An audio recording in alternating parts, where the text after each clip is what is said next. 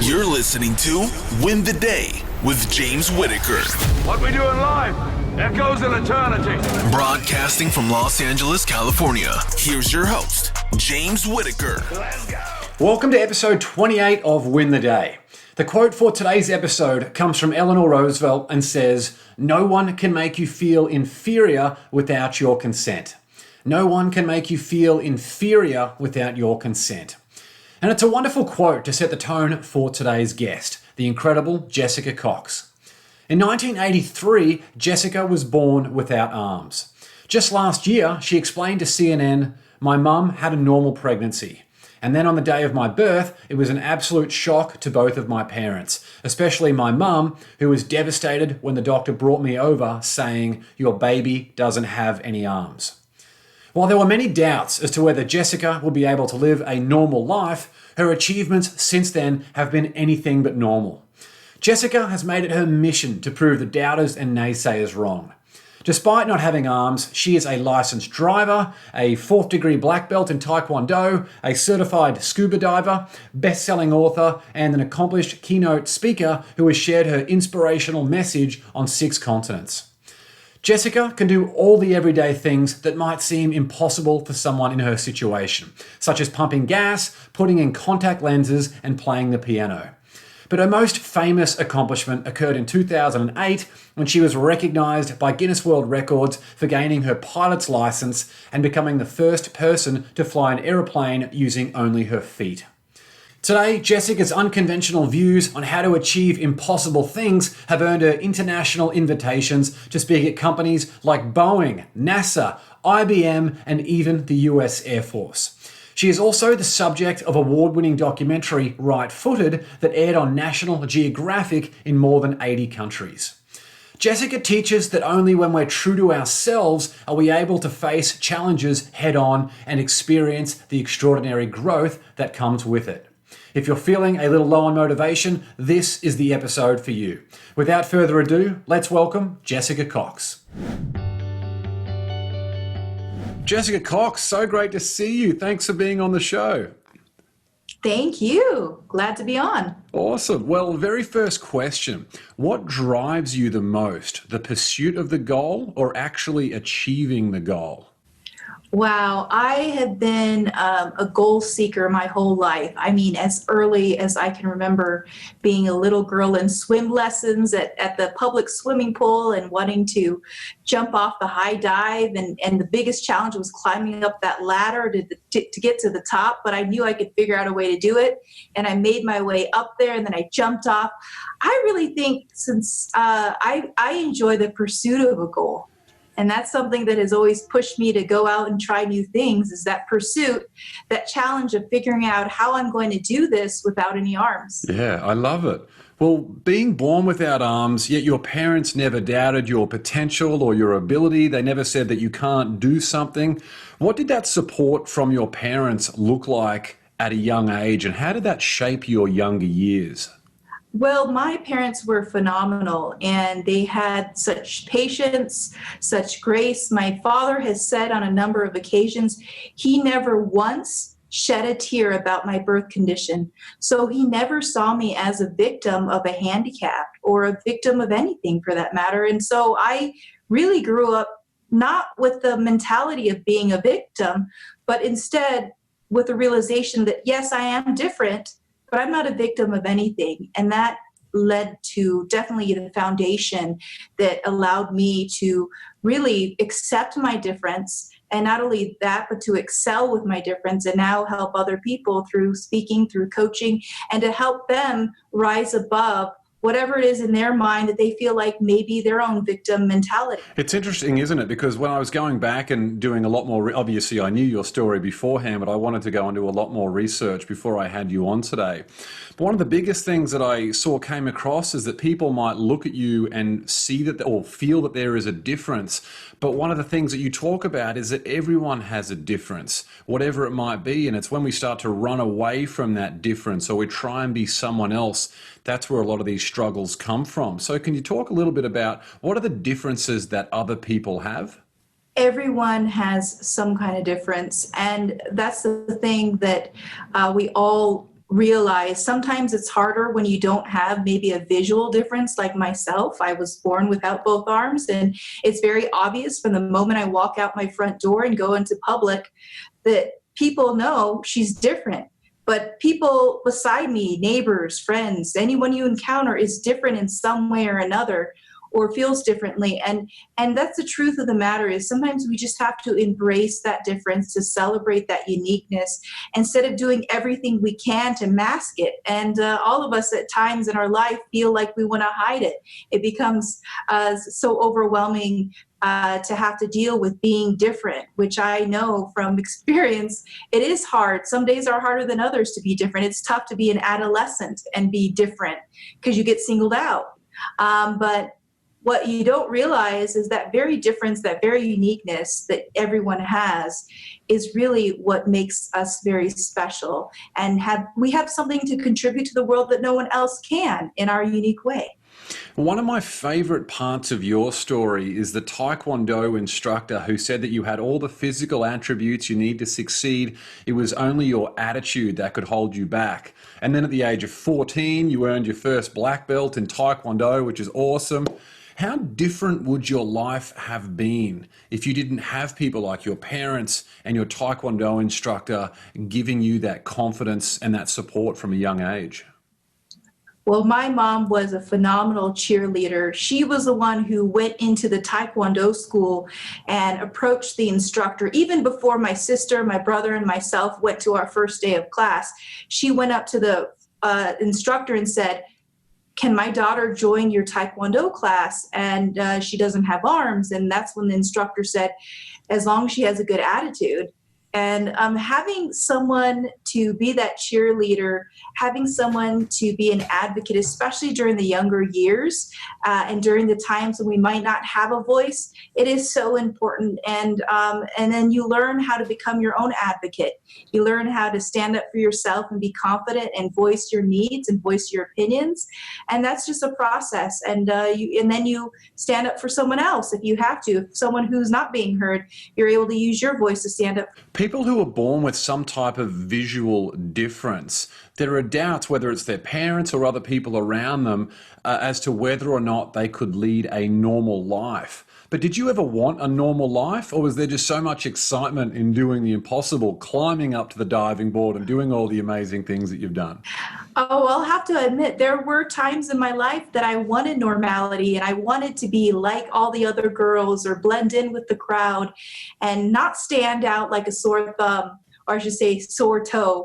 And there were so many times when I wanted that, but I realize now is that it's really a gift, and it's been a gift that's been with me for my whole life. I just didn't realize it. And sometimes that might be true for anyone, is that we may not realize our greatest gift until later on in life. Yeah, absolutely. And it was interesting what you said during your TED Talk, which was Tel Aviv in Israel. Was that where you did your TED Talk? Yes, it was. Yeah.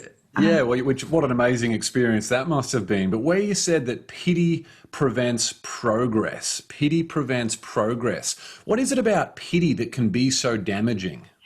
Well, unfortunately, everyone can look through a lens of, pity. You see someone who's different and you might want to pity them, and you immediately want to bend over backwards to help them, to feel like they can't do it on their own. And that disempowers an individual, is to pity someone because they may not live life in the same way that you do. But it's something that really shouldn't, we should all look through this lens of empowerment and not pity, because the moment we look through a lens of pity is the moment that we disempower the other person. Yeah, so true. Well, you've spoken a lot about the importance of living your life rather than trying to live someone else's and trying to fit into societal norms. How is life different for someone who lives as their authentic self versus someone who spends all their days trying to fit in and just do what everyone else is doing?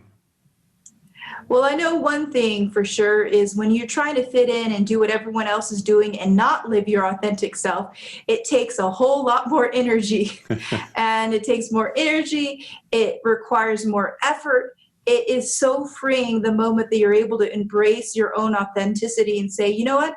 World, this is who I am. take it or leave it. Maybe the whole world doesn't agree with who I am, but it doesn't matter. The best thing I can do is be the best version of myself and go through life every day.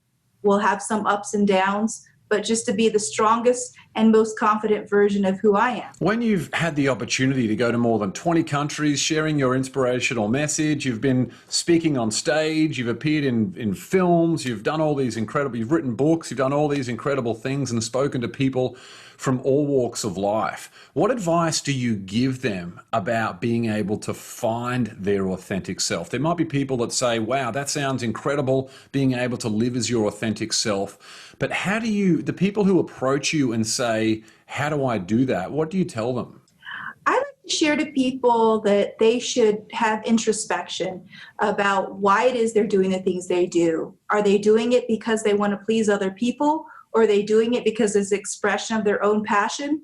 And sometimes that introspection allows us to think through the motives of what we do in our life. Are we living authentically? And then we have to reflect on those things and say, well, why am I doing it? Why am I living for someone else? And taking action and making sure that you understand that this is not authentic, understanding it, taking action, that is the first step towards making your life more authentic. Yeah. Completely agree. That's great. Well, in society, there seems to be almost this misalignment of a bigger focus on physical abilities, whereas your amazing story, all your incredible achievements, what I know from Think and Grow Rich, the legacy, and you and I spoke together on the Think and Grow Rich tour about the importance of the power of the mind. And it seems like your mental strength was about the best asset that you could have. Is that the best asset that people in the whole world, irrespective of what situation they're in, is it their mental strength that they can develop that would be their best asset no matter what adversity they would face in the future? Yes, I believe that all falls under the mindset and its attitude.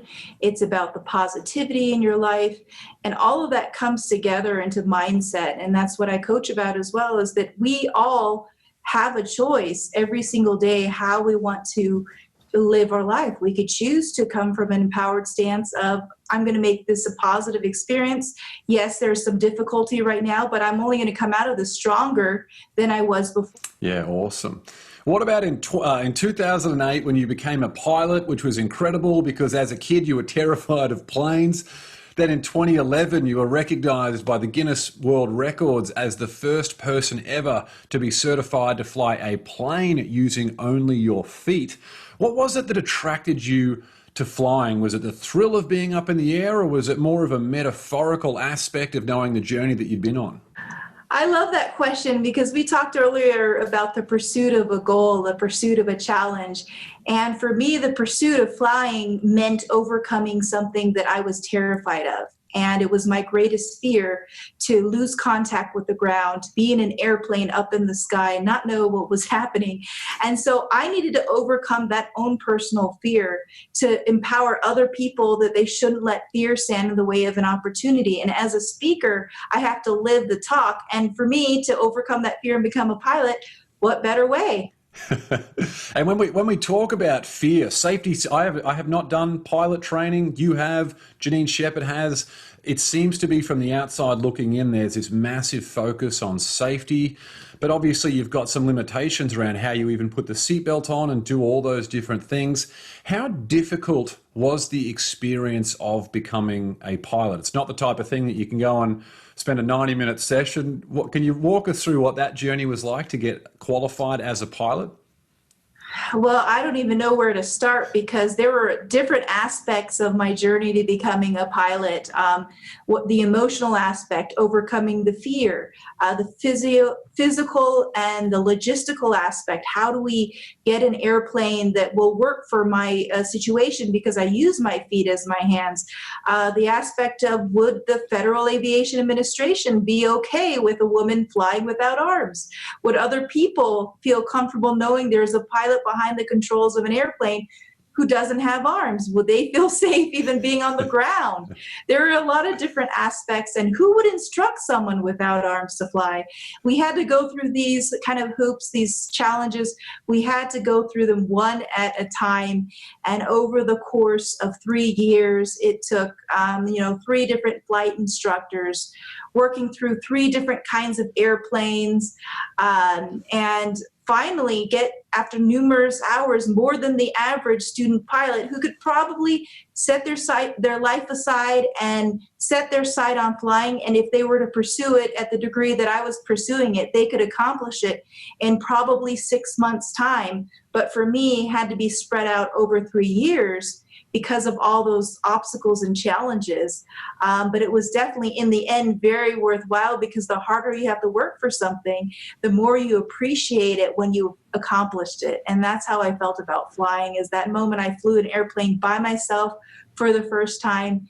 It was the most empowering feeling. It was the greatest physical feat that I'd accomplished in my life. Can you take us through that moment when you're there, you're in the plane, and you're like, oh my God, here I am by myself. I have to do this. It's been 3 years. Can you take us through that moment, what it felt like, the situation that you were in after this extraordinary roller coaster life that you'd had to that point? Oh, I remember it like yesterday. Well, just for reference, I went flying on Monday, and every time I go flying, it gives me that memory back to my solo flight. But the first time you ever do this alone, there's just no greater feeling. You will never forget it. And it's just the moment that your instructor turns to you and says, okay, now you can fly the airplane on your own. And you're almost in disbelief, because knowing that you're going to fly this airplane by yourself, it was this empowering sense of independence. And the moment I took off, after my instructor climbed out of the cockpit, the moment I took off, I just didn't even recognize I was doing this on my own. I was so focused. I was so set on doing this correctly, because my life was in my own feet at the time. I didn't even realize it until I did my first turn. And the moment I did my first turn, I realized I did this all by myself. I'm in this plane without anyone else in here. I literally have my life in my own feet at this moment. It was so incredible to know that I did that. And the moment I landed that plane, I got out of that airplane feeling like I was pilot in command of my own life. It was wonderful. That's the achievement that you're most famous for. You've done so many other things, where it's playing the piano, scuba diving, driving a car, all of these different things you've done. Did you feel any sense of achievement or satisfaction or any other type of feeling or emotion that was different about that pilot experience compared to all the other things that you'd overcome? I think it was definitely a moment for me of accountability, and accountability to the highest degree, knowing that I'm the one in controlling this airplane.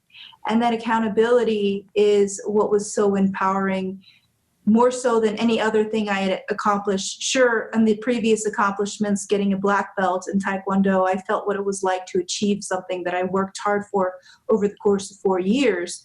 But when you're in that airplane and you're knowing you're doing it by yourself, it reinforces the accountability you have for your own life. And that was so empowering to be able to do that.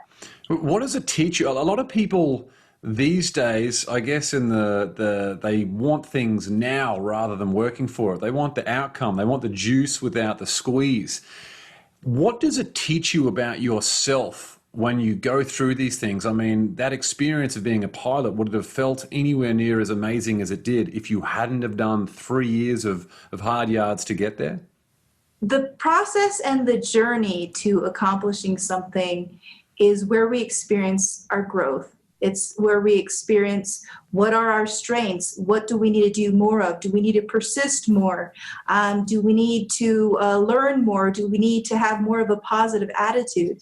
We learn so much about ourselves in the process, and that discovery is what helps us understand what our strengths are. What do we need to work on more? What do we need to learn more about, so that we can become stronger individuals? And I think that that's always helpful, is to experience that growth in the process of accomplishing any goal. How do we go from achievement to achievement to achievement where we learn to be happy in the present? Is it difficult sometimes where you always think about what's next, but if you're always focused on what's next, it can take away from your joy and happiness in the present? That is something I always have to remind myself, because I am such a go-getter, and I am always going out for the next challenge and the next obstacle and wanting to push myself. But sometimes I have to stop and reflect and appreciate. And I have to remind myself to do that more often, because of the fact that we've done all this work to accomplish something great. But if we can't really enjoy the moment, enjoy the journey and what we've gone through to get there, it makes it hard to really appreciate. Yeah, so true. And tough for relationships and those around us as well. Well, there are people who are watching this on YouTube and listening to the podcast who are dealing with a lot, especially in the COVID world. Maybe they've lost a business or lost a marriage, have some other type of relationship breakdown. Maybe they're dealing with depression. Whatever it might be, what advice do you have for people who are going through or in the middle of such a difficult time and they can't see a way out? I want to say to anyone who is going through a difficult time, because many of us are right now through the present challenges, is just to stay strong, and you're going to get through this. We will all get through this, and while it's a struggle right now, we'll come away from this stronger than we ever were before. So it's important that we just tough it out, stay strong, don't ever give up, and we'll come out of this stronger. Yeah, great advice.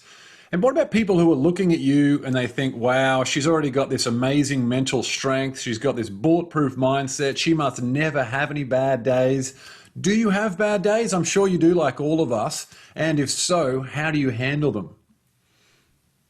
Naturally, I'm a human being and I have bad days. Everyone has bad days. Some days are worse than others. Some days are better than others.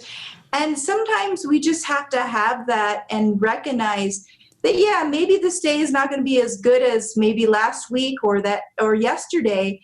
But if we didn't have anything to contrast our good days with, how would we know what was a good day? So sometimes we have to even learn to appreciate some of those tough days that we have so that we have something to compare the good days to. Yeah, excellent point. Well, outside of your family, who inspires you the most? Outside of my family, I have an inspiring mentor who has been a part of my life since I was a teenager. And the reason that she has inspired me so much is because of the fact that she lives her life without arms. And I, at the time, didn't know of anyone else who lived their life without arms. But when I met her for the first time, it was this wonderful understanding, this wonderful experience that someone finally gets it. What's it like to be different in this way?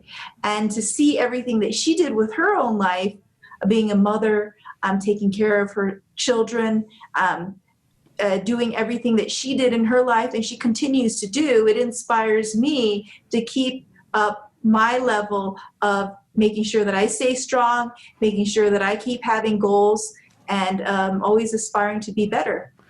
So important, isn't it, to have that accountability rather than feel like you're going through all this stuff alone, even though for most of us, when we're in that real darkness in the midst of all that adversity, it feels like we're alone, but the whole world's connected and we're never alone. So it's worthwhile getting out there and finding people who might be in a similar situation to you, or someone who's already successful like you had with your mentor, who can help you understand the feelings that you've got and let you know that there's hope and still have that plan for the future. So is that what you're trying to do now with the foundation that you've got and your speeches and books and all the other incredible things you're doing?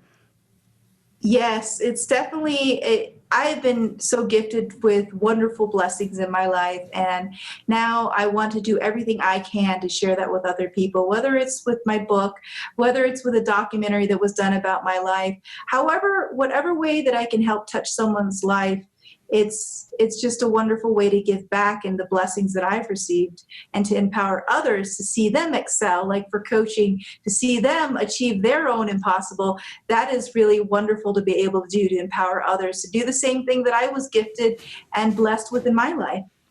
I love it. You've still got that attitude that you had walking into taekwondo so many years ago. Well, you've achieved so much already. You're a huge inspiration to me, as you know. Dare I say it, but what's the next big goal on your list? Wow. Well, I always have various goals that I shoot for, and I'm thinking about the present goal right now. Ooh. I half expected to see you on the SpaceX rocket launch the other day, going into space. Yes, wouldn't that be cool? I mean, that's crossed my mind. I was thinking about, I would like to, one of the goals right now is to be able to fly the airplane that my foundation has, and the foundation that helps people with disabilities. I would like to fly that airplane across the country to share the message that disability doesn't mean inability. And so that is my current goal, is to get compatible and to get up to speed with my flying skills so that I can do something with that great of an endeavor to fly across the country. So powerful. Awesome stuff. All engine running. Liftoff. We have a liftoff. Well, now let's move into the Win the Day rocket round. We ask you 10 questions and you give brief answers so we can get to know the real you. Jessica, are you ready? Sure. Yes, ready. Number one, what quote inspires you the most?